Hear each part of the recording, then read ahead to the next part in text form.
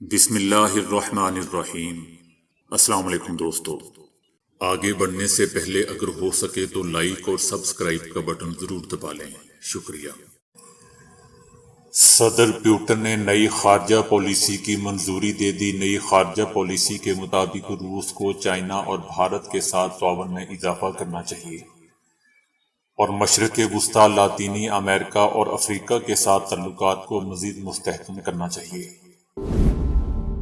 لاہور کے ایک شہری نے عمران خان کے خلاف مقدمے کے لیے عدالت سے رجوع کر لیا۔ درخواست میں موقف اختیار کیا گیا کہ عمران خان نے 4 ستمبر کو جلسے سے خطاب کرتے ہوئے فوج کے خلاف بیان دیا۔ ہماری فوج میں سپاہی سے لے کر آرمی چیف تک سب محب وطن ہیں۔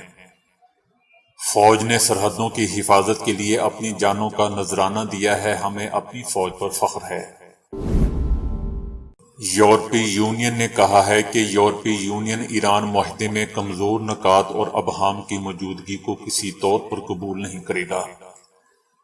یورپی یونین کے حالیہ بیان پر تبصرہ کرتے ہوئے اقوام متحدہ میں روس کے مستقل نمائندے نے اس بات پر زور دیا کہ یورپ ابھی یہ بھی نہ بھولا ہوگا کہ ایرانی جوہری معاہدے کی موجودہ صورتحال کا ذمہ دار امریکہ ہے۔ پاکستان میں سیلابی پانی میں مسلسل اضافہ، سندھ کے کئی شہروں کے ڈوبنے کا شدید خطرہ ابھی بھی برقرار ہے۔ سنگین صورتحال میں بعض موقع پرست افراد نے کشتی کے کرایوں میں اضافہ کر دیا ہے۔ متاثرین کا کہنا ہے کہ ان کے بچے پانی میں پھنسے ہوئے ہیں اور کشتی والے 500 سے 600 روپے کرایہ مانگ رہے ہیں۔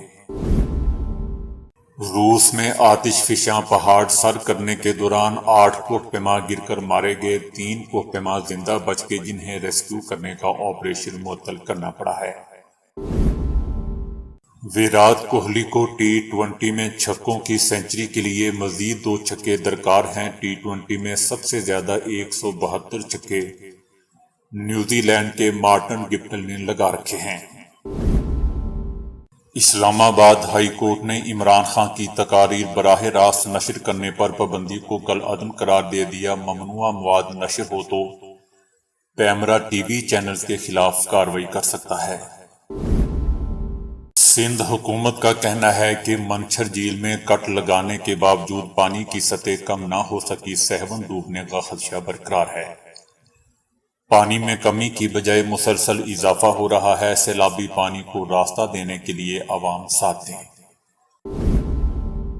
شام میں زیر تعمیر مکان میں بارودی سرنگ پھٹنے سے 4 بچے مارے گئے، جبکہ اقوام متحدہ کا کہنا ہے کہ شام میں بارودی سرنگوں سے روزانہ 5 سے زائد افراد مارے یا زخمی ہو رہے ہیں۔ پاکستان کا سکیام سے متعلق UN رپورٹ پر رد عمل، چائنا کی حمایت کرتی۔ پاکستان کا کہنا ہے کہ چائنا کے اقدامات سے لوگوں کے حالات زندگی بہتر ہوئے۔ مریم نواز بڑبولی کا کہنا ہے کہ عمران خان کا موقف ہے کہ فوج نیوٹرل رہے تو اس پر کیچڑ اچھالو۔ الیکشن کمیشن فارن فنڈنگ چوری بے نقاب کرے تو اس کے وقار پر حملہ بھی عمران خان کا موقف ہے۔ برکینا فاسو میں سکول بس اور تجارتی قافلے پر دھماکہ، طلبہ سمیت 35 افراد مارے گئے۔ فوجی حفاظت میں جانے والی سکول کی بس اور تجارتی قافلے پر دھماکے میں 37 افراد بھی زخمی ہوئے۔ بابر اعظم کی نمبر 1 پوزیشن خطرے میں، رضوان سوریا کمار میں سخت مقابلہ۔ ICC رینکنگ کا اعلان بدھ کے روز ہوگا۔ پاکستان کے یوم دفاع کے موقع پر مقبوضہ وادی کشمیر میں پاک فوج کے پوسٹرز آویزاں۔ شہید لیفٹیننٹ جنرل سرفراز علی کو خراج عقیدت پیش کیا گیا۔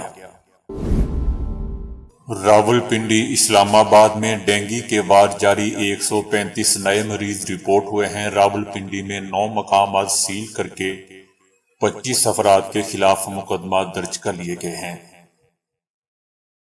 تو دوستو، ابھی کے لیے اتنا ہی۔ ویڈیو کو لائک اور شیئر کرنے کا بہت بہت شکریہ۔